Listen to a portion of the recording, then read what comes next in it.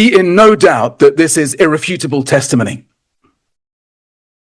It is a famine, the Gaza famine. It is a famine that we could have prevented if we had been allowed. Yet food stacks up at borders because of systematic obstruction by Israel. It is a famine within a few hundred meters of food in a fertile land.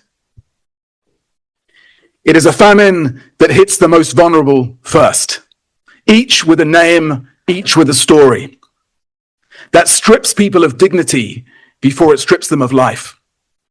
Consistently denies that there's famine, not just the Israeli government, but it is a famine in 2025, a 21st century famine, watched over by drones and the most advanced military technology in history.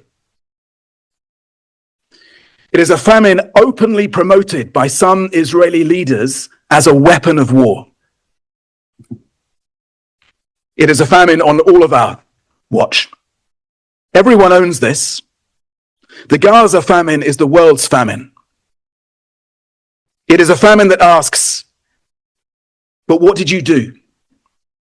A famine that will and must haunt us all.